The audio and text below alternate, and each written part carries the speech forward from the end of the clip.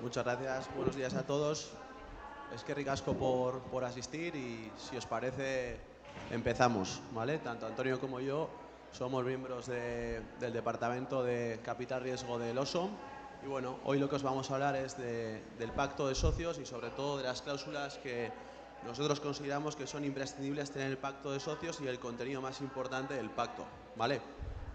Como veréis, la forma que tenemos de presentarlo pues es un poco, vamos a intentar hacerlo un poco divertido, ¿vale? Y lo que vamos a hacer es, vamos a hacer una especie de roleplay. Antonio va a tener un poco más la visión de inversor, yo voy a defender un poquito más la versión de fundador y a partir de ahí ver un poco cuáles son las cláusulas habituales, ¿vale? Entonces, bueno, antes de nada, no sé si habéis firmado un pacto de socios o no, pero el pacto de socios es uno de los documentos fundamentales en una ronda de financiación, porque básicamente lo que el pacto de socios dice es cuáles son las reglas que aplican a los socios de la sociedad, tanto promotores como inversores, una vez se cierra la ronda de financiación, ¿vale? Y nosotros, como nos gusta explicar el pacto de socios, es que es un documento donde tiene que haber un juego de equilibrios, ¿vale? Es decir, al final el pacto de socios lo que regula es la relación de promotores, de fundadores con inversores, y cuando se cierra una ronda de financiación, al final lo que se trata es de que sea una relación a largo, ¿vale? Y para que las relaciones a largo plazo perduren, el pacto de socios lo que no puede ser es un 10-0, ¿vale? Es decir, tiene que ser un documento equilibrado para el inversor y equilibrado para los promotores, ¿vale? Nosotros, personalmente como despacho, huimos de pactos de socios que sean excesivamente agresivos, tanto a favor de los promotores como a favor de los inversores, porque no son una buena herramienta para tener una buena relación a largo, ¿vale? Entonces, para nosotros el pacto de socios es un juego de equilibrios entre ¿qué? La protección del inversor, ¿vale? Y la comodidad del equipo promotor. Al final, cuando un inversor entra a participar en una compañía, generalmente en rondas de financiación en Venture Capital, en Private Equity es distinto, pero en Venture Capital toma una participación minoritaria, ¿vale? No suele ser una participación mayoritaria. Toma una participación minoritaria. Entonces, como consecuencia de tener esa participación minoritaria, lo que te necesita es tener ciertas protecciones, ¿vale? ¿Por qué? Básicamente porque si el inversor no se protege con un pacto de socios, la ley no lo protege lo suficiente. Básicamente la ley lo que dice es que las decisiones se toman por principio mayoritario y si el inversor tiene la minoría no tiene nada que hacer. Esa es la razón por la cual un pacto de socios tiene que contener una protección mínima del inversor, ¿vale? Pero a su vez también tiene que hacer que los fundadores se sientan cómodos. En las rondas de financiación se toma una participación minoritaria, los inversores, unos más, otros menos, pero todos tratan de aportar generalmente más allá del dinero que ponen, pero quien verdaderamente tiene que conducir el coche es el promotor, y el promotor se tiene que sentir cómodo en esa gestión, ¿vale?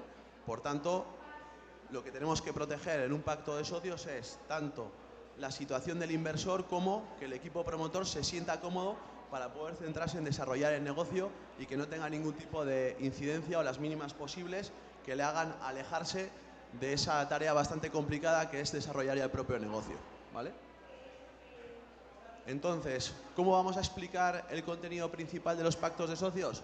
Lo que vamos a hacer es, lo vamos a exagerar un poco, ¿vale?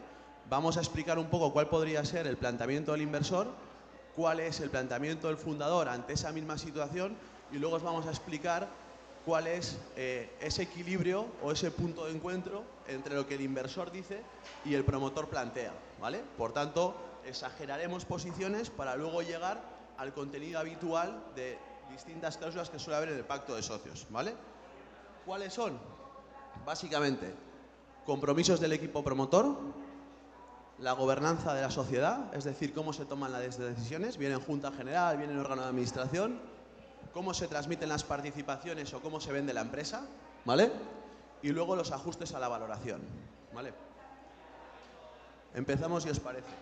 Dentro de los compromisos del equipo promotor, pues algo que todos los inversores suelen pedir es el compromiso de permanencia, compromiso de exclusividad y también lo que se llama el lock-up o el compromiso de que los socios promotores pues se mantengan siendo socios de la compañía durante un plazo, ¿vale? Aquí, Antonio, no sé si quieres empezar tú con el planteamiento del inversor. Sí. Aquí, bueno, a ver, como lo que es normal, el inversor lo que va a pedir, yo en este caso, es un compromiso de que mi inversión, al final, sobre todo en etapas early stage, semilla, lo que hace el inversor es invertir en el equipo. Entonces, en base a lo que va a pedir el inversor es un compromiso de que sigáis en la compañía. Yo aquí a Mikel le diría, oye, el producto es interesante, pero yo estoy invirtiendo en vosotros, en el equipo, ¿vale? Entonces, yo lo que os voy a pedir es, quiero que os comprometáis a seguir prestando servicios en régimen de exclusividad y a que no vendáis vuestra participación hasta que yo esté en la compañía, ¿vale? Eso sería la postura ideal para el inversor, ¿vale? Básicamente, desde la perspectiva del inversor, el inversor lo que está haciendo es invertir en un equipo. Si ese equipo se marcha, si ese equipo se dedica a otra serie de cosas, la inversión que ha puesto no vale absolutamente nada. Por tanto, solicita una serie de protecciones, como pueden ser que permanezca prestando servicios, que además lo haga en régimen de exclusividad. Es decir, yo quiero que tú estés prestando servicios en la sociedad que yo he invertido porque tú estás. De modo que si tú no estás, yo quiero tener una serie de mecanismos. Lo que quiero es que tú estés haciendo esto en exclusividad, es decir, que no te dediques a otras cosas, tienes que estar focus aquí, ¿vale? Luego ya veremos cuáles son las soluciones habituales, pero es lo que se suele pedir. Y además lo que quiero es, no solo quiero que te quedes conmigo trabajando, sino que quiero que te quedes conmigo como socio, ¿vale? Conmigo trabajando, conmigo como socio y además en exclusividad. Esto es lo que suelen pedir, ¿vale? Aquí el tema, como siempre, es ¿hasta cuándo? ¿Vale? El planteamiento del inversor y dentro de la visión del equipo promotor, oye, yo lo que no puedo es comprometerme a estar aquí de por vida. Voy a estar aquí dentro de 20 años, dentro de 20 años esto puede ir bien, puede ir mal, puede ir fatal, no me puedo comprometer a estar aquí siempre, ¿vale? Y además, en principio, la involucración o la dependencia que tiene esta empresa respecto de mí puede variar. Al principio, cuando somos pocos y el inversor pone el dinero, pues la dependencia que tiene respecto del equipo o la empresa es total. Precisamente por eso el inversor pide la permanencia, por eso pide que sigáis trabajando con él. Pero si de repente conseguís escalar el negocio, oye, dentro de 4 años la dependencia que tienes igual, cuando ya estoy facturando, cuando ya tengo un equipo de 20 personas, ¿vale? Entonces, la visión del equipo promotor, las preguntas que se hace pueden ser estas, ¿vale? ¿Dónde acabamos? Pues como hemos empezado la presentación, es un juego de equilibrios, pues acabamos en términos medios, ¿vale? ¿Qué es lo que se suele hacer? Soluciones habituales. Dentro de los compromisos hemos hablado, acordaros, de momento, de 3 compromisos. Permanencia, ¿vale? Seguir trabajando, seguir prestando servicios. Exclusividad, no os dediquéis a otras cosas mientras estáis conmigo. Y luego, que no se salga del cap table, es decir, que sigáis siendo socios, ¿vale? Entonces, ¿qué se suele poner? Pues la permanencia suele ser limitada en el tiempo. No es una permanencia indefinida, no es una permanencia. Algunos fondos piden la permanencia mientras el fondo es socio de la sociedad. No es lo más habitual, ¿vale? Lo más habitual suele ser que haya un periodo de permanencia. ¿De cuánto? Pues depende un poco del tipo de empresa. La permanencia no suele ser la misma en un e-commerce que en una bio, porque el periodo de maduración en una bio es superior, ¿vale? ¿Qué suele ser lo habitual? Si tuviéramos que generalizar, 3, 4 años, pero los pactos de socios son trajes a medida, ¿vale? Es una negociación independiente que hay que tener con los inversores y dependiendo vuestras características, las de la empresa, el sector y demás, pues será una u otra, ¿vale? Además, esa permanencia de 3 o 4 años aplica siempre igual. No, es decir, lo que se suele hacer generalmente con el compromiso de permanencia es, se aplica lo que se llama un reverse vesting, ¿vale? ¿Qué es el reverse vesting? Pues si yo me he comprometido a estar, me lo invento, 4 años con un inversor, no es lo mismo que yo deje de trabajar el día 1 que a falta de un mes para cumplir esos 4 años, ¿vale? Entonces, generalmente lo que se suele hacer es, se suele establecer un periodo de permanencia de 4 años y lo que se dice es, oye, si tú en estos 4 años no te has ido, consolidas tus participaciones, es decir, las participaciones que ya son tuyas, de algún modo las pones en juego cuando asumes el compromiso de permanencia y una vez de que los cumples, ya lo consolidas. ¿Qué pasa si te vas antes de tiempo? Si te vas antes de tiempo, te voy a tocar tus participaciones, ¿vale? ¿Por qué te las voy a tocar? Primero, porque es un elemento disuasorio para que no te vayas antes de tiempo, punto número 1, y luego punto número 2, porque aquí después de que tú te vayas, nos quedamos en la compañía. Nos quedamos en la compañía, igual lo que necesitamos es participaciones sociales para poder enganchar o para poder fichar a alguien que cubra tu posición, ¿vale? Entonces, estas son las razones por las cuales se establece un compromiso de permanencia y generalmente el equipo promotor se juega sus participaciones dentro de ese compromiso de permanencia. A partir de ahí, si tú incumples el día 1, te quedarás sin participaciones. Si tú incumples a falta de un mes para, de alguna forma, terminar tu periodo de permanencia, pues te quedarás con participaciones, no con todas, pero prácticamente con todas, ¿vale? Y luego también aquí muy importante, otra cosa que se suele tener en cuenta es ¿por qué te has ido? ¿Por qué se ha incumplido esa permanencia? No es lo mismo que te vayas porque te da la gana a que te vayas porque te echan sin razón. Hay veces que no te dejan cumplir con tu compromiso de permanencia porque la sociedad, la empresa, te echa sin razón. Bueno, pues en estas situaciones se diferencia entre, quizá a algunos os suene, good liver y bad liver, ¿vale? Bad liver básicamente es, me voy porque me da la gana o me echan con razón, algo hecho, y good liver es, pues generalmente todo aquello que no es bad liver, ¿vale? Entonces, esto en relación con la permanencia. Si tenéis cualquier duda, nos interrumpís, ¿vale? Al final lo que queremos también es que esto no sea simplemente un speech nuestro hacia vosotros, sino que interactuéis cualquier cosa que no se entienda y sobre todo teniendo en cuenta que estamos hablando de términos jurídicos, ¿vale?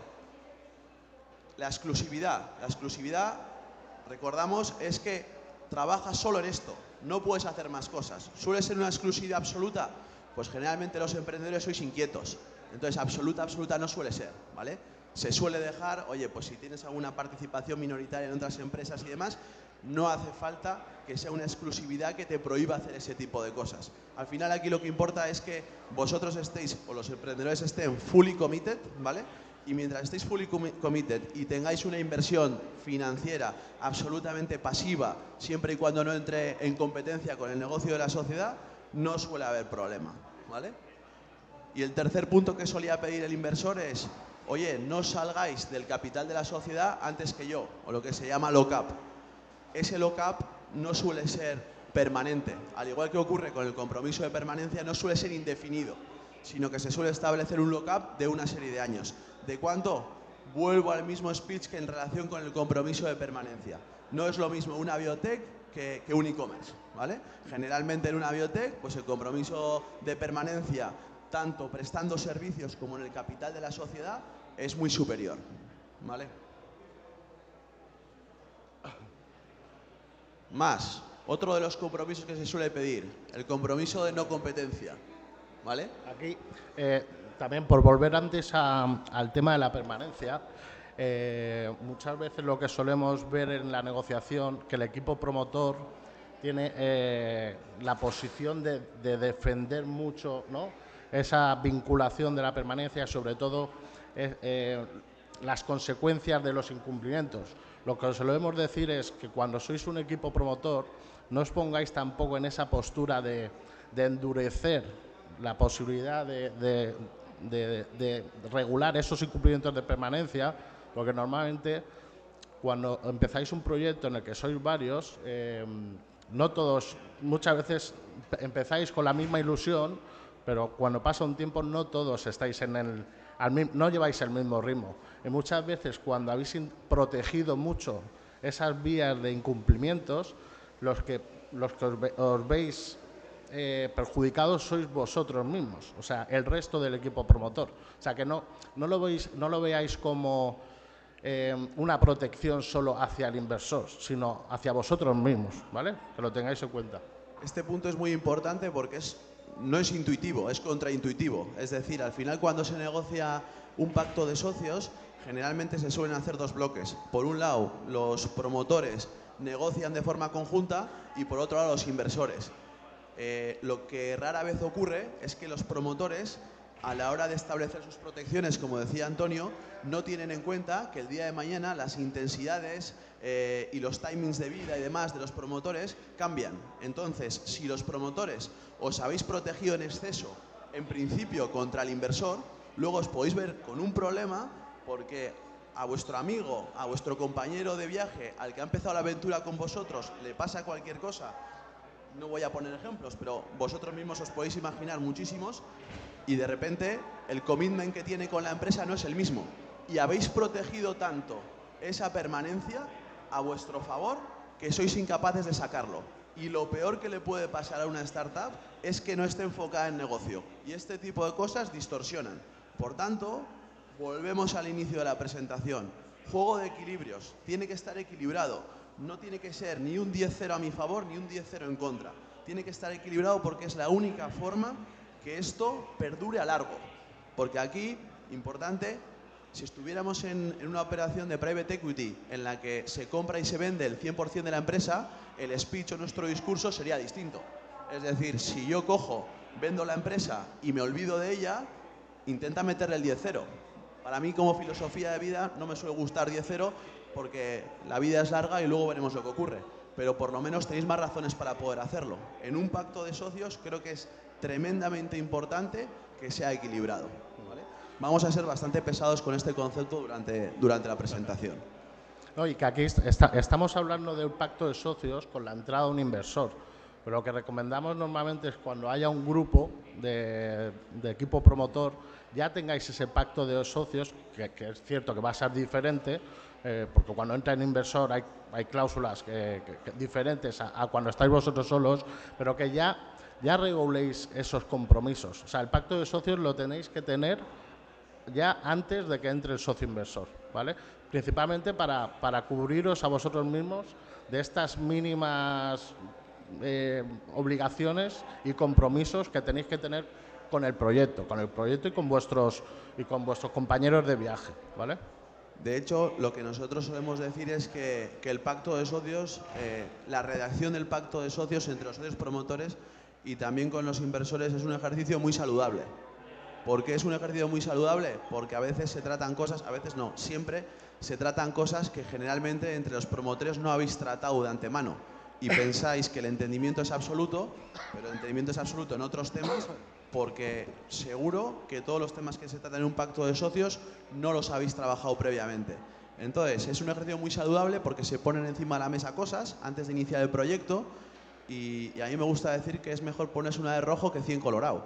Por tanto, en la redacción del pacto de socios te pones rojo, hablas de las cosas que tengas que hablar, las cosas claras y con eso empiezas de algún modo, de una forma mejor la aventura, ¿vale? Pero bueno, volvamos donde estábamos. Estábamos con los compromisos que suelen pedir los inversores a los promotores, a los fundadores.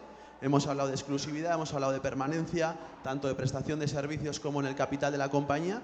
Y hay otra que aparece siempre, y es la no competencia, ¿vale? Aquí la visión del inversor lo exageramos, pero en teoría...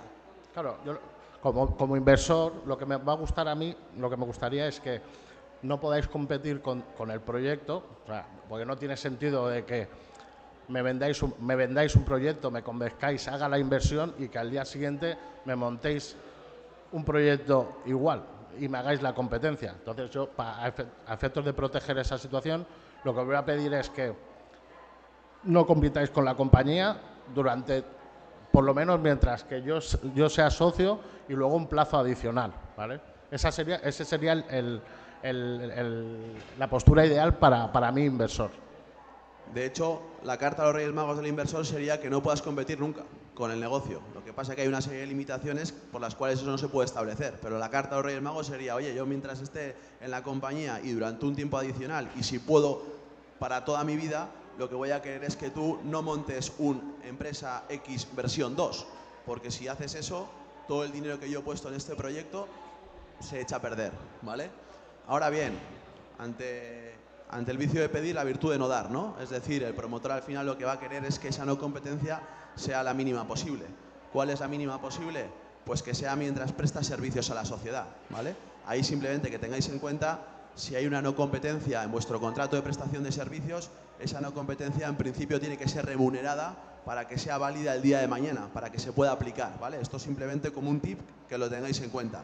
¿Qué es lo que suele ocurrir?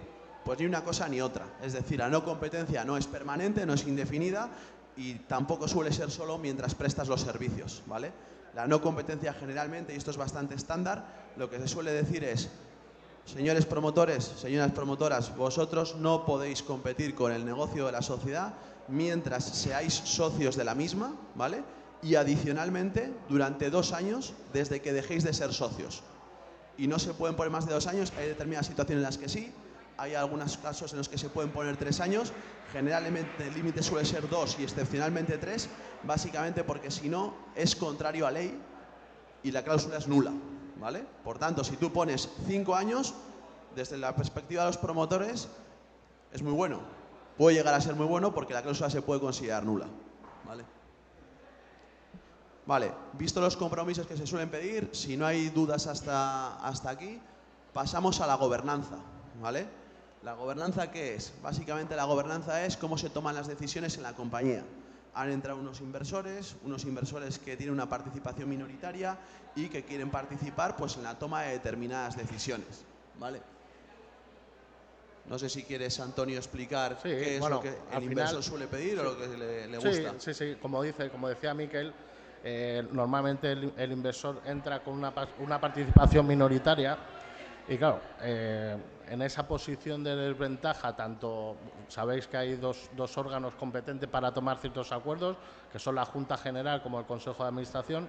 Claro, aquí lo que el inversor va a decir, a efectos de proteger, como está en esa posición minoritaria, tanto respecto en Junta como en Consejo, lo que va a pedir es que para tomar ciertos acuerdos se tenga que considerar su voto, ¿vale? Y si no valida ese tipo de acuerdos, no se pueda aprobar la materia que se esté tratando, una ampliación de capital, una contratación de un C-level en consejo o cualquier materia, digamos, relevante para la compañía, tipo pues, endeudamiento y otros temas así relevantes.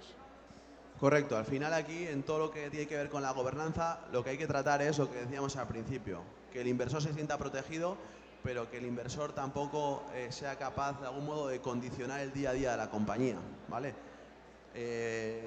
Por eso se suelen establecer pues, determinadas protecciones, como ha dicho Antonio. Al final, a mí me gusta utilizar un símil, y el símil suele ser, al final, el ejemplo de un coche, ¿no? En un coche tú tienes el conductor, tienes el copiloto y tienes la gente que va atrás. Para mí el símil sería el equipo promotor va adelante, es quien conduce, ¿vale? Y los inversores tienen que estar o de copilotos o en la parte de atrás, básicamente mirando que los promotores no se salgan de la hoja de ruta que conjuntamente han trazado cuando se ha cerrado la ronda de financiación. Y si quiere coger alguna curva, si quiere coger algún desvío, no hay problema, porque todos sabemos que en este tipo de empresas se pivota mucho, pero que tengas que contar con el visto bueno del inversor, ¿vale? Para mí ese sería el símil, para mí ahí está el equilibrio. ¿El inversor tiene que tener capacidad de protección? Sí, el inversor tiene que tener la capacidad de decir, oye, que tú me estableciste una hoja de ruta, tú me estableciste un plan de negocio y esto es una desviación muy relevante de esa hoja de ruta. Esta es una desviación muy relevante de ese plan de negocio. Entonces, para eso yo necesito decirte que sí. O tú me dijiste que nos íbamos a dedicar a una actividad y resulta que hacemos eso, pero también hacemos otra cosa. Yo invertí en lo otro. Para poder hacer esa nueva actividad necesito saber, necesito entender y necesito que necesites mi visto bueno. Valga la redundancia, ¿vale? Entonces, me gusta explicarlo con el ejemplo del coche, porque al final utilizamos mucha palabrería, pero creo que es un ejemplo que escenifica muy bien cómo tiene que ser una relación. Porque el inversor tiene que tener su protección, pero lo que no puede es condicionar, digamos, la función del equipo promotor, que son los encargados en el día a día de desarrollar el negocio, ¿vale? ¿Cómo se suele solucionar esto? La forma que se tiene de solucionar esto es, como ha dicho Antonio, hay decisiones de Junta General, las decisiones de Junta General son decisiones de socios y hay decisiones de órgano de administración, que generalmente cuando entran los inversores se suele establecer un consejo, ¿vale? Entonces, básicamente lo que se dice es, oye, las decisiones de Junta, las decisiones de Consejo, como regla general, se adoptan con el voto favorable de la mayoría, ¿vale? En Junta más del 50 y en el Consejo de Administración, pues lo que se llama mayoría absoluta. Si tienes un consejo de 3, con el voto favorable de 2. Si tienes de 5, con el voto favorable de 3, ¿vale? Eso como regla general. Y ahí lo que me diréis es, bueno, pero no habíamos dicho que el inversor es minoritario. El inversor con eso no tiene protección suficiente. Perfecto. Pues lo que se hace es, en el propio pacto de socios, se negocian una serie de materias, se listan una serie de materias, que generalmente se llaman materias reservadas, y lo que se dice es, oye, excepcionalmente, para adoptar cualquier tipo de decisión en relación con estas materias, lo que vamos a necesitar es, además de esa mayoría que hemos establecido para las decisiones normales, que los inversores tengan que votar a favor. Si hay un inversor, generalmente es que el inversor vote a favor. Si hay una pluralidad de inversores, generalmente lo que se dice es que la mayoría de inversores tengan que votar a favor. La mayoría no entendido como cabezas, como número, sino inversores que representen accionarialmente más de la mayoría de las acciones que están en manos de los inversores, ¿vale? Aquí un consejo: a nosotros nos gusta evitar a toda costa derechos de veto nominales, ¿vale? Derechos de veto llamamos a la capacidad que un inversor puede tener de parar un acuerdo. Si tú lo haces nominal, en el corto plazo consigues lo que querías, todo el mundo consigue lo que quería, pero el pacto de socios envejece peor. Es decir, porque al final el pacto de socios se firma en un momento concreto, pero la idea es que perdure en el tiempo. Es verdad que con las rondas de financiación, con la entrada de nuevos inversores, cambia. Pero si tú estableces derechos de veto de mayoría de inversores, por mucho que cambie la distribución del capital, a ti te sigue funcionando bien ese sistema. Mientras que si pones Lawson tendrá un derecho de veto, si Lawson empieza teniendo un 30% y luego pasa a tener un 5% por X circunstancias, Lawson seguirá teniendo ese derecho de veto, porque lo estableciste nominalmente. En cambio, si pones que la mayoría de inversores deberán de votar en contra para que este acuerdo no se adopte, a ti te da igual cuál sea la distribución del capital, que ese pacto de socios te envejece bien, ¿vale? ¿Se entiende el ejemplo? Bueno, y sobra decir que los inversores después de las rondas de financiación generalmente asumen posiciones en el consejo. Hay determinados inversores que les gusta menos porque estando en el consejo de administración pues también se tiene responsabilidad de administradores. Entonces generalmente el inversor que no suele tener representación en el consejo de administración suele pedir tener por lo menos un observador, ¿vale? Que no sé si estáis familiarizados con el concepto, pero básicamente es que tiene derecho a acudir a las reuniones del consejo de administración como si fuera un consejero, pero tiene derecho de voz y no de voto, ¿vale? Y la diferencia es que el observador no asume responsabilidad, como si lo hace un miembro de pleno derecho. Vale. Transmisión de participaciones sociales. ¿Qué es lo que quiere el inversor? Bueno, como todo el mundo, ganar dinero, ¿no? Aquí, pues al final, el objetivo básico de un inversor es invertir dinero en una compañía para obtener una rentabilidad, ¿vale? Y ahora, bueno, pues, en base a esa, bueno, lo que vamos a tratar en este apartado son los diferentes momentos, bueno, más que momentos, las opciones de transmisión de las participaciones sociales, ¿vale? Y las protecciones que va a pedir pues un inversor. Pues ahora lo veremos, ¿no? Que tenga la opción de ejercitar un derecho de arrastre para vender la compañía y bueno, diferentes opciones que ahora iremos viendo, ¿vale? En relación con la transmisión de participaciones, hay bastante concepto anglosajón y demás que si lo decimos así no se entiende. Vamos a intentar poner ejemplos y vamos a intentar simplificar un poco la explicación, ¿vale? Pero básicamente en relación con la venta de las participaciones, la visión que tiene el inversor es, oye, yo cuando entro aquí lo que necesito es tener un pacto de socios que me permita poder salirme en cada ventana de salida que haya, ¿vale? Yo cuando explicamos los pactos de socios, cuando estamos negociándolos, yo quizá no sea lo más estético aquí, pero siempre digo que yo al inversor me lo imagino así. Es decir, tiene que estar el primero para poder salir. Es decir, pongo dinero, pero bastante ilíquida es mi participación en una sociedad como una startup, ¿vale? Como para que además, si hay ventanas de liquidez, yo no me pueda aprovechar. Es decir, no estoy en una cotizada que pueda vender dentro de 10 minutos. Estoy en una startup que es muy poco líquida. Entonces el inversor lo que va a querer es, oye, en cada ventana de liquidez, en cada ventana de salida que haya, quiero ser el primero. Y eso tenemos que respetárselo. Al final el inversor asume mucho riesgo invirtiendo en nuestra compañía y lo que va a querer es poder salir cuando haya ventanas, y eso es algo con lo que tenemos que jugar. O sea, es algo que tenemos que aceptar. Hablo desde la perspectiva de los socios promotores, ¿vale? En cambio, los promotores, su carta a los Reyes Magos lo que sería es, oye, esto se vende cuando yo lo diga. Es decir, yo tengo mi timing, yo soy el que desarrolla el negocio, el día de mañana si hay que vender la empresa seré yo quien tome la decisión de vender la empresa, eso es lo que querrá, ¿vale? Entonces, como siempre, como hemos estado haciendo en todos los apartados anteriores, pues la virtud o el punto de encuentro será una solución equilibrada, ¿vale? Equilibrada en el sentido de que permita a los inversores poder salirse y poder aprovechar las ventanas de salida y luego que también dé cierto sosiego al equipo promotor de que durante un tiempo por lo menos van a tener la tranquilidad suficiente de poder trabajar y dedicarse al desarrollo del negocio. Eso, y que si sale el inversor, pues ellos también tienen que tener mecanismos para poder salir y liquidar la participación, que tan ilíquida es la del inversor como la del promotor en ese sentido, ¿vale? Entonces, ¿cuáles son las cláusulas típicas que se suelen establecer? Vamos a empezar con las más simples y vamos a ir a las más complejas, ¿vale? La primera de ellas es lo que hemos dicho antes.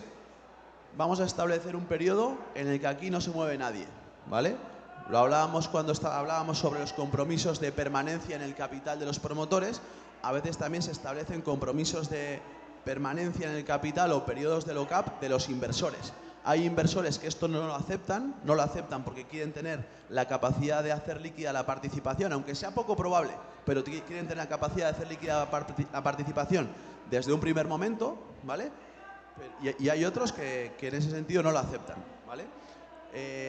Entonces,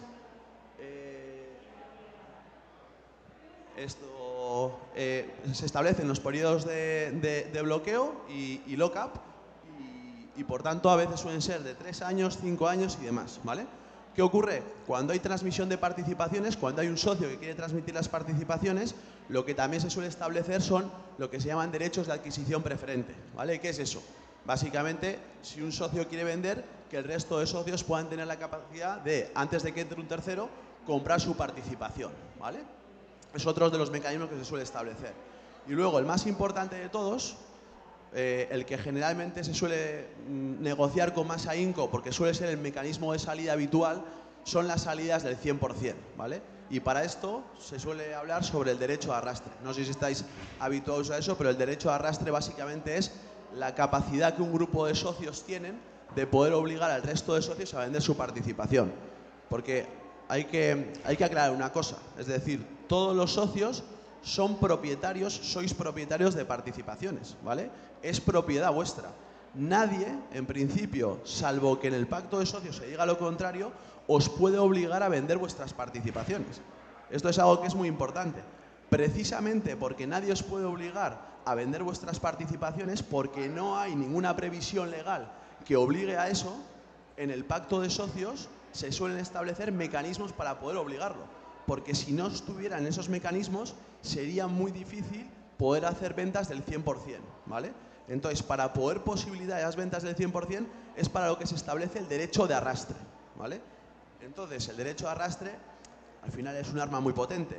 Todo el mundo quiere tener un derecho de arrastre, es decir, por querer todo el mundo lo quiere, ¿no? Otra cosa es que se termina haciendo. Al final un inversor con un 5%, con un 10%, con el porcentaje que sea, pues lo mejor que le puede ocurrir es que tenga un derecho de arrastre, básicamente porque depende de él la venta de la compañía y porque puede obligar al resto de socios a venderla, ¿no? Lo que pasa es que aquí el resto de socios o los promotores lo que van a decir es, oye, a mí me parece muy bien que tú quieras vender la compañía, pero yo tendré algo que decir. Que de facto los promotores casi siempre tienen algo que decir, porque el comprador que viene generalmente suele llegar a un acuerdo con los promotores para que se queden, etcétera, etcétera. Pero bueno, hoy no hemos venido a hablar de eso, ¿vale? Del órdago del promotor que se llama. Entonces, el inversor al final lo que quiere es, oye, yo en principio quiero tener el derecho a arrastre y los promotores, muy bien, pero vamos a hablar en qué términos, ¿vale? ¿Qué es lo que se suele hacer? Pues a veces lo que se suele hacer es, se establecen una serie de mayorías cualificadas para poder ejercitar el derecho a arrastre. Oye, pues que tengamos que estar, generalmente, cuando has cerrado una ronda de financiación, tú tienes equipo de promotores y luego tienes, digamos, los grupos de inversores. Pues una forma suele ser que establecer una mayoría que agrupe, por un lado, la mayoría de los propios promotores y, por otro lado, la mayoría de los inversores, ¿vale? ¿Qué es lo que ocurre? Que esto a veces a los inversores pues no les gusta mucho porque tienes dependencia de que el equipo promotor o la mayoría del equipo promotor también quiera vender. Entonces, pues bueno, la liquidez de ese derecho de arrastre no es la misma que solo dependa de los inversores, ¿vale? Cuando esto ocurre, cuando eso no se acepta, el siguiente disparo suele ser, oye, mira, os dejamos, equipo de inversores, que podáis decidir vosotros cuándo se ejecuta el arrastre, ¿vale? Que por mayoría de los inversores lo podáis hacer, ¿vale? Pero siempre y cuando se cumplan una serie de condiciones. También se suele hacer a la inversa, es decir, los promotores también suelen tener un derecho de arrastre siempre y cuando se cumplan una serie de condiciones, ¿vale? Si fuerais un inversor, ¿qué condiciones pediríais al promotor para ejercitar el derecho de arrastre? Pues lo lógico es, oye, si te tengo que dar, promotor, la capacidad de ejercitar un derecho de arrastre, por lo menos lo que te voy a pedir es que me lleve un múltiplo. Es decir, si tú vas a ejercitar unilateralmente el derecho de arrastre, por lo menos cúbreme financieramente. No me saques perdiendo dinero, ¿vale? Si conseguimos negociar un derecho de arrastre del equipo promotor, estas son una serie de protecciones que se suele poner al inversor, ¿vale? Que suelen ser, oye, pues te doy un múltiplo, X veces tu inversión, o te doy una TIR, te doy una rentabilidad, etcétera, etcétera, ¿vale? Por ir resumiendo las distintas alternativas que estamos viendo, que el derecho de arrastre se tenga que ejercitar con mayoría de grupo, es decir, mayoría de promotores más mayoría de inversores, derecho de arrastre ejercitable solamente por promotores, pero siempre y cuando se le dé a los inversores cierta protección, como puede ser un retorno, ¿vale?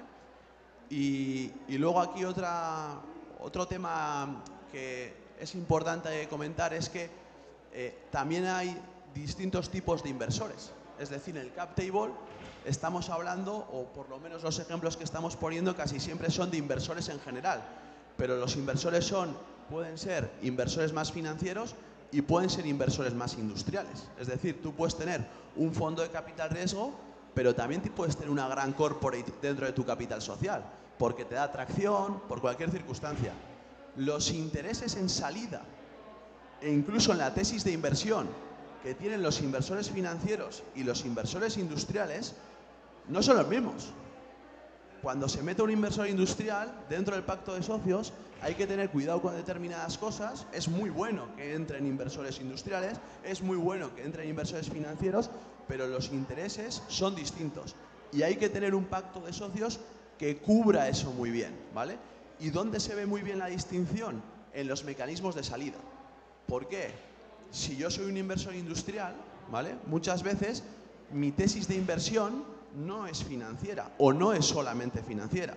Puede ser un tema de atalaya tecnológica, puede ser un tema de querer entrar en el sector, porque es un sector complementario a lo que hace ese inversor industrial.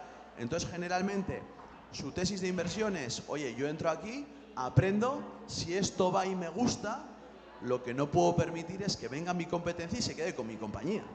No mi compañía, sino la compañía en la que yo he invertido. Me tiran de las orejas. Es decir, soy el primero que entra, el que asume el riesgo, el que recorre el trayecto y luego resulta que vienen los promotores, me dan una TIR, me dan una rentabilidad, me sacan de la compañía con el bolsillo lleno, pero me sacan de la compañía y se la queda a mi competencia. Eso no funciona. Pero a su vez viene el inversor financiero y dice, oye, que a mí no me gusta que estés tú en el cap table porque si no puedo vender a tu competencia, a mí se me limitan mis mecanismos de liquidez. A veces la salida es la competencia, a veces no, la mayoría de las veces la salida es la competencia, o la competencia u otro fondo financiero que intenta llevar la compañía a otro estadio y lo vuelve a vender. Pero una salida muy habitual es la competencia. Entonces, un problema que nosotros nos solemos encontrar es, vale, muy bien, tengo inversores financieros, tengo inversores industriales, necesito dar mecanismos de salida y necesito dar liquidez a ambos, ¿y cómo lo hago? ¿Cómo lo hago? No es fácil, pero hay soluciones. ¿Cuál puede ser una solución? Una solución es, y ahora lo que voy a decir no se va a entender, pero lo voy a desarrollar, es combinar ese derecho de arrastre con un derecho de primera oferta. Esto que acabo de decir es tanto como no decir nada. Pongo el ejemplo. El día de mañana resulta que hay un 70% del capital que quiere vender la compañía. Y ese 70% de capital está compuesto por promotores y por el inversor financiero. Y hay un inversor industrial que dice, oye, yo no quiero venderla. pero hemos establecido en el pacto de socios que con un 70% se activa el mecanismo de arrastre. Si el inversor industrial ha hecho bien los deberes, el inversor industrial dirá, oye, yo tengo que tener la capacidad de poder comprar ese 70%, ¿vale?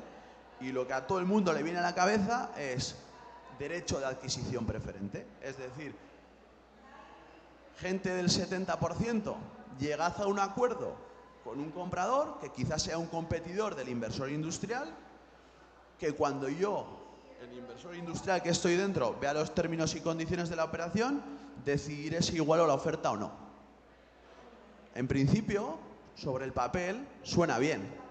¿Alguien sabe qué problemática tiene este sistema?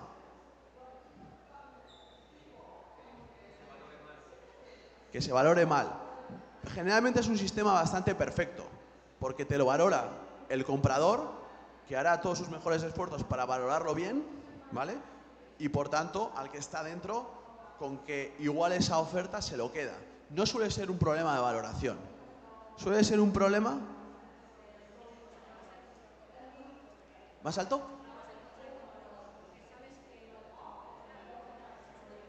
Esa es la razón. No vas a encontrar comprador, o se te va a complicar encontrar comprador, porque el comprador lo primero que te va a preguntar es, vale, muy bien, ¿y cuáles son los mecanismos de salida? ¿Cómo sé yo que tú me vas a poder vender la empresa? Dime si en el pacto de socios tienes salidas que dependan del grupo de socios que estáis dispuestos a vender. ¿Por qué? Porque si no tienes esa capacidad, yo no voy a empezar a incurrir en gastos de due diligence abogados, que somos carísimos. Es broma, ¿vale? Pero no voy a empezar a incurrir en ese tipo de gastos, porque en realidad lo que voy a hacer es, voy a incurrir en gastos sin saber si luego me voy a quedar con la empresa. Porque una vez de que yo he hecho todo el trabajo, he hecho la valoración, he analizado la compañía, he hecho todo, resulta que tú se lo vas a tener que poner precioso al inversor industrial, y el inversor industrial, en la comodidad de su sofá, dirá si quiere o no quiere igualar la oferta, ¿vale? ¿Dónde nos lleva esto? Donde nos lleva es que un mecanismo que sobre el papel, en la universidad, si lo explicáramos, funcionaría perfectamente, pero la realidad es más complicada que lo que hacemos en la universidad. Y la realidad lo que te enseña es que vender una compañía es complicado y por tanto tienes que establecer los máximos mecanismos de liquidez que puedas. Volvemos a tener el problema. ¿Qué hacemos con ese inversor industrial? Lo que se hace es lo siguiente. Cuando tú tienes esa voluntad de la mayoría del capital, en el ejemplo que hemos puesto, un 70% de vender, al inversor industrial lo que se le dice es, oye, mira, vamos a hacer una cosa. Antes de poner la compañía en el mercado, ¿vale?, te vamos a dar a ti la opción de que la compres. Derecho de primera oferta, ¿vale? Por tanto, te vamos a decir, queremos poner la compañía en el mercado y tenemos intención de ejercitar un derecho de arrastre en caso de que consigamos una oferta que nos satisfaga, ¿vale? ¿A quiénes? Al 70% que estamos intentando ejecutar esto. Antes de ir al mercado, ¿quieres comprarla tú o no? ¿Quieres comprarnos tú ese 70% del capital o no? No. Me voy al mercado y luego sigo con esta opción. Sí, vale, haznos una oferta. Esta es la oferta. Si nos gusta, vendido. No hay problema, se acabó la historia. No incurro ni en tiempo, ni en gastos, ni en nada, porque he llegado a un acuerdo con el inversor industrial para vendérselo. Se le vende el 70% y todo el mundo contento, ¿vale? No me gusta la oferta, porque es muy baja, ¿vale? Me voy al mercado. Me voy al mercado y lo que digo es, si una vez de que yo te he ofrecido a ti la venta de las participaciones, me voy al mercado y encuentro a alguien que me haga una oferta superior a la tuya, ahí te puedo ejercitar el derecho de arrastre. Porque si tú me has hecho una buena oferta, por lo menos estarás ganando mucho dinero. Porque si tú me has hecho una buena oferta y yo soy capaz de ir al mercado y conseguir una que lo supere, tú no has querido comprármelo, yo he ido al mercado y es verdad que no te quedas con la empresa, pero por lo menos tienes un buen retorno financiero porque te llevas más dinero que el que tú estabas dispuesto a pagarme, ¿vale? Entonces, de ese modo conseguimos la cuadratura del círculo, es decir, tenemos inversores financieros, tenemos inversores industriales y hemos respetado de algún modo pues los lugares de cada uno. Al inversor industrial se le ha dado la posibilidad de quedarse con la compañía, que no puede no tenerla, porque si no, no va a entrar, ¿vale? Y al inversor financiero se le ha permitido mantener ese principio que decíamos al comienzo de la explicación, que era que esté en primer puesto en cada mecanismo de salida que haya, ¿vale? O en cada evento de liquidez que haya. ¿Se entiende?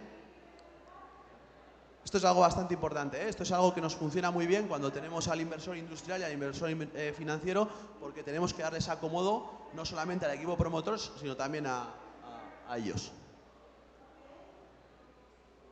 No sé, Antonio, si quieres completar algo. No. Vale. Y luego también, aquí hablábamos del derecho a arrastre, es decir, de esa capacidad que tienen algunos socios de obligar a otros a vender sus participaciones en los mismos términos y condiciones, ¿vale? Pero también lo que puede ocurrir es que haya generalmente un socio, puede ser promotor, que no venda las participaciones, todas sus participaciones, o que no ejercite el derecho de arrastre, pero que venda parte de las mismas, ¿vale? Puede darse la situación. No suele ser lo más habitual, salvo que haya un secundario permitido, es decir, que el equipo promotor salga en un porcentaje muy pequeño, no suele ser lo habitual, pero imaginaos que hay ventas del 60%, ¿vale? Si hay ventas del 60%, lo que operaría primero es, si yo quiero vender el 60%, imaginaos un promotor o dos promotores que tienen el 60%. Queremos vender nuestra participación y llegamos a un acuerdo con un tercero para vender nuestra participación. El resto de socios, imaginaos que son inversores, dicen, yo o no tengo la capacidad económica o no quiero comprar esa participación vuestra, pero estaría dispuesto a poder participar con vosotros en esa salida, ¿vale? A eso se le llama el derecho de acompañamiento y es un derecho que también se suele dar a los inversores. Es decir, generalmente si el equipo promotor quiere vender las participaciones, no solamente será ese derecho de adquisición preferente o la capacidad de poder comprar en las mismas condiciones que el tercero, sino también la capacidad de, en lugar de comprar, me voy contigo, ¿vale? Es decir, hazme hueco dentro de ese 60%. ¿Qué hueco? Generalmente suele ser proporcional al capital que tiene cada uno. Es decir, si estoy con un 10% y el equipo promotor tiene un 50%, pues una sexta parte de ese 60%, con un 10% me podría ir yo, ¿vale? Claro, ¿qué pasa? Si se vende el 25%, si el equipo promotor vende el 25%, pero mantiene el control de la compañía, pues no es ningún drama. Pero si el equipo promotor vende el 50%, vende más del 50% y los inversores tienen la capacidad de salir proporcionalmente, es decir, no salir con toda su participación, sino proporcionalmente, se quedan enganchados en la compañía. Si yo tengo un 10% y solamente puedo salir con un 6% de mi 10%, en realidad lo que me está ocurriendo es que en la compañía en la que yo he invertido ha habido un cambio de control, es decir, ha venido otro socio que tiene la mayoría del capital, han salido la gente en la que yo invertí y resulta que me quedo tirado con un 4%, ¿vale? Aquí se suele aplicar lo que se llama el derecho de acompañamiento preferente, ¿vale? ¿Qué es el derecho de acompañamiento preferente? Es el derecho del inversor de no solamente salirse con la parte proporcional, sino salirse con todo. Básicamente lo que el inversor dice es, oye, que yo invertí en vosotros. Yo invertí en vosotros y en una compañía controlada por vosotros. Si por cualquier circunstancia la compañía deja de estar controlada por vosotros, a mí no me podéis dejar enganchado con un 4%, con un 3%, porque a ver cómo liquido yo eso luego. Por tanto, yo tengo que tener la capacidad de poder irme con todo, ¿vale? Y esto es una petición que suelen hacer los inversores y, sinceramente, nosotros, como abogados, incluso cuando somos de abogados de promotores, decimos que lo acepten. Porque vuelvo a insistir, esto tiene que ser un juego de equilibrios. Y eso tiene sentido. ¿Tiene sentido? Porque invirtieron en vosotros, ¿vale? ¿Se ha entendido? Se ha entendido el derecho de adquisición preferente, el derecho a acompañamiento, el derecho de arrastre y las diferencias con el inversor financiero, el inversor industrial. Esto es muy importante, ¿vale? Porque al final un inversor cuando entra, había un abogado muy mayor, coincidí hace años con él, y lo que me decía era que lo primero que le preguntaba un fondo es, cuando estaba entrando, cuando cerraba la operación, es, oye, a mí dime cómo voy a salir. Y ese cómo voy a salir se establece en el régimen de transmisión de participaciones. O sea, el fondo, lo primero que tiene que saber cuando entra es cómo voy a salir. Y vosotros tenéis que entender muy bien esos mecanismos de salida, primero para entenderlos y luego también para alinearos con ellos y entender por qué están pidiéndolo, ¿vale? este derecho de acompañamiento, Mikel lo suele hacer un símil como equipo promotor. Tenéis que consideraros como el patrón del barco, ¿vale? Entonces, lo que decimos es, claro, vosotros tenéis que ser los últimos en saltar del barco, ¿vale? Y tenéis que facilitar el que el inversor se monte en los botes antes que vosotros, ¿vale? Tal cual. De hecho, antes hablábamos del símil, que cuando hablamos de los derechos de salida de un inversor, lo que yo siempre tengo en la cabeza es que esté así, ¿no? O sea, el primero para salir. Pues justo exactamente lo contrario con el equipo promotor. El equipo promotor es el capitán del barco y el capitán del barco es el último que lo abandona. Y eso es lo que va a pedir un inversor. Sin perjuicio de que en muchos casos se abandona simultáneamente. Ahí no va a haber ningún problema, ¿vale? El último punto, ¿vale? El último punto son los ajustes de valoración. No sé si quieres empezar con la posición del inversor. Bueno, aquí como inversor lo que voy a intentar es proteger esa valoración que me habéis vendido, ¿no? Entonces, claro, aquí lo que se suelen establecer, hay diferentes cláusulas, ¿vale? Que ahora profundizamos un poco más en ella. Lo que voy a intentar es que si, bueno, pues mediante, pues, por ejemplo, el establecimiento de una cláusula de antidilución, ¿no? Para, pues, en caso de que se dé un down round, que ahora vemos lo que es, o en caso de que haya una mala venta, establecer un mecanismo por el cual yo pueda recuperar el dinero, al menos el dinero que he invertido, antes de que se reparta entre todos los socios, ¿vale? Que eso, digamos, es como operaría una cláusula de antidilución preferente. Claro, yo como inversor voy a intentar que estas cláusulas siempre existan en el pacto de socios, ¿vale? Porque principalmente tengo que proteger la inversión que he hecho en la compañía. De hecho, aquí en las startups todos coincidiremos en que muchas veces las valoraciones son muy altas y las valoraciones no se hacen en base a lo que ese negocio vale en ese momento, sino en base a lo que puede llegar a valer, ¿vale? Entonces, lo que puede llegar a valer es una quimera. Al final, el análisis que se hace es, oye, ¿qué es lo que puede llegar a valer?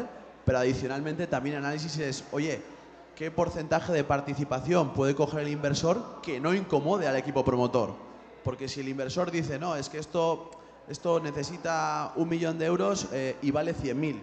Bueno, pues si yo voy a coger el 90% del capital, pues hemos hecho pan con unas tortas. O sea, no va a tener sentido la operación, ¿no? Entonces, al final, lo que hay es valoraciones altas y el equipo y los inversores lo que dicen es, oye, mira, yo soy capaz de comprar una valoración tan alta en base a la oportunidad o la posibilidad de que esto crezca, pero lo que necesito son mecanismos para, si el día de mañana se confirma que la valoración a la que estoy entrando es una valoración que no fue la adecuada, tengo que tener mecanismos para resarcirme. Básicamente es, compro esta valoración, demuéstrame que es verdad, porque si la realidad demuestra que esa valoración no es la adecuada, yo quiero tener una serie de mecanismos de protección. Básicamente es eso. ¿Cuáles son los mecanismos de protección? La antidilución y la liquidación preferente, ¿vale? ¿Qué es la antidilución?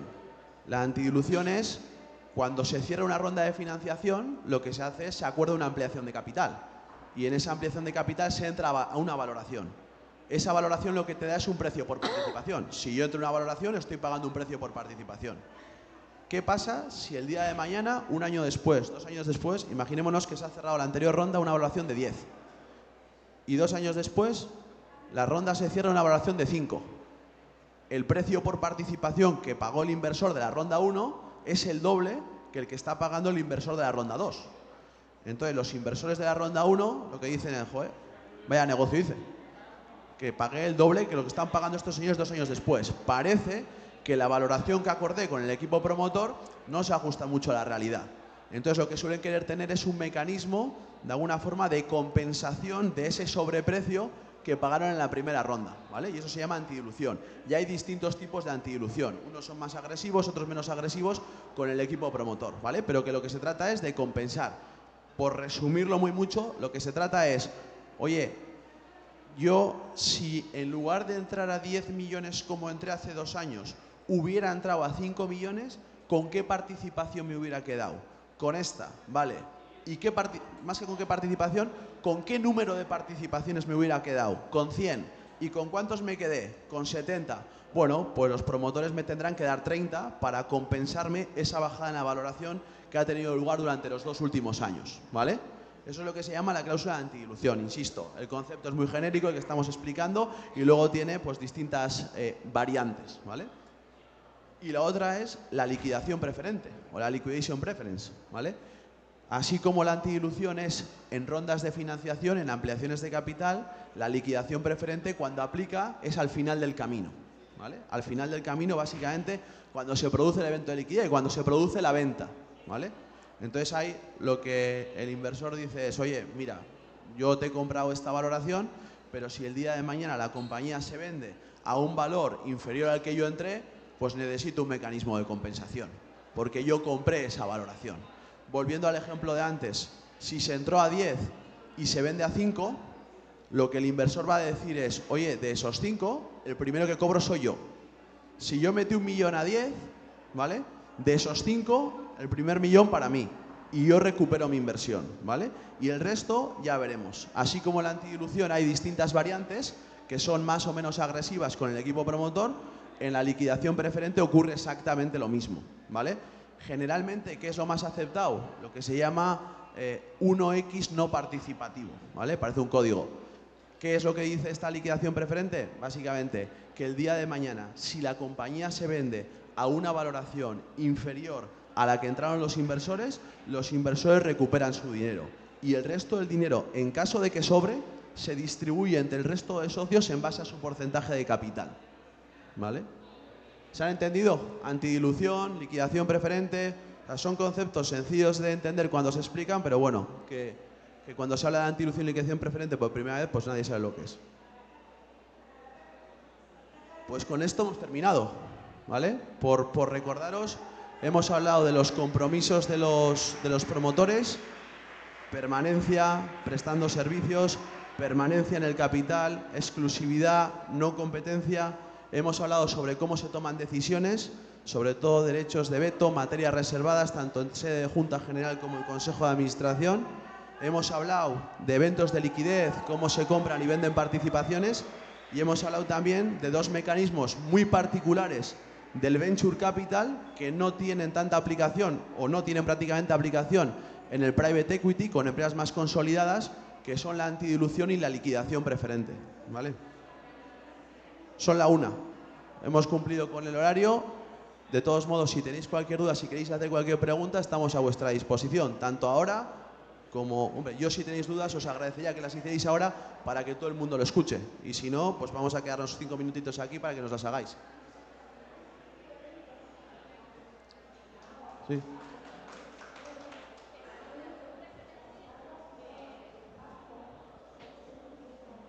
En la liquidación preferente has dicho que se suele negociar una vez. ¿No habéis visto casos que se garantiza un mínimo al inversor? Pues, por ejemplo, un 15% o algo así. Que yo lo que he visto es más en ese estilo.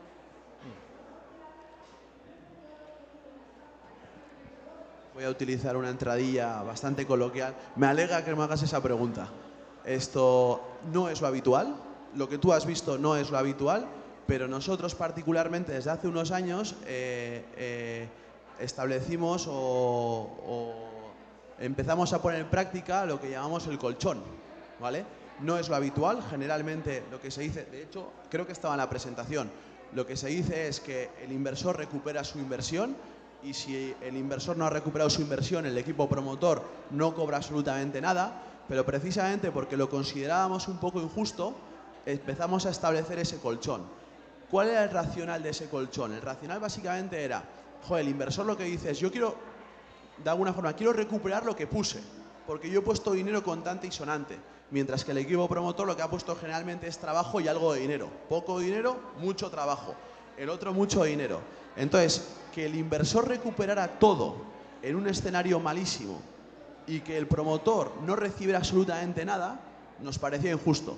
Entonces lo que empezamos a decir es, oye, vamos a establecer un mecanismo que siempre dé algo al inversor. Entonces, si lo hemos visto y tal, sí. Si es lo habitual, no. Cuando lo hemos visto, lo hemos incluido nosotros. Yo por lo menos, Antonio, dinos tu opinión también, pero yo nunca he recibido un term sheet en el cual el colchón estuviera establecido. Nunca lo he recibido. Cuando lo hemos hecho, lo hemos establecido nosotros. Y lo que hacemos es, al final, para redactar la cláusula, lo que decimos es, todo funciona igual, la liquidación preferente funciona igual, pero a efectos de recuperar la inversión, vamos a hacer un símil, vamos a hacer una equivalencia, y si el inversor puso, por ejemplo, 700.000, si queremos que también se distribuya al equipo promotor 30-70, hacemos el símil como que el promotor puso 300.000. Entonces, en el pacto de socios lo que dices es, oye, cuando aplique la liquidación preferente y no dé para que el inversor recupere, vamos a distribuirnos 30-70 todo. En lugar de 100% para el inversor, vamos a establecer 30-70. De hecho, puedes hacer 30-70 o puedes hacer un escalado, puedes hacer lo que quieras. Lo puedes hacer un traje a medida. Sí. Pero la respuesta es, cuando lo hemos visto, lo hemos establecido nosotros. Nunca hemos participado en operaciones en las que eso venga ya dado. O se plantee por un inversor o esté planteado de antemano. Yo creo que aquí también lo que se refería es, como has comentado el tema de un single dip, en caso de una mala venta, que el inversor recupere su inversión.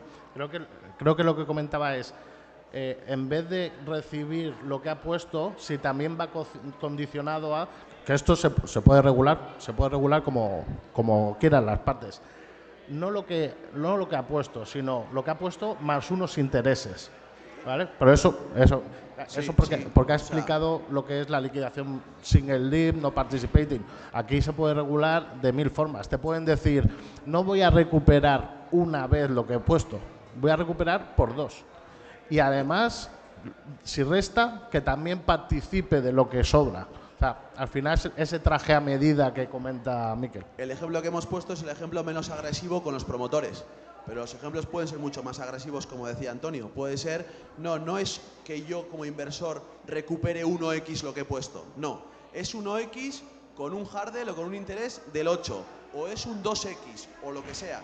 Y adicionalmente lo que decía Antonio, en el ejemplo que yo he puesto es, el inversor recupera su inversión y lo restante, el excedente, si es que hay, se distribuye entre el resto de socios. Pero incluso puede ser que el inversor recupere y además luego también participe en la distribución. O sea, yo recupero lo mío y además luego también, de alguna forma, chupo del caldero común.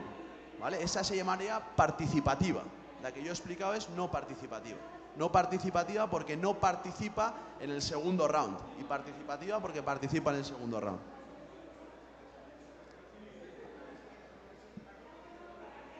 ¿Vale? Gracias.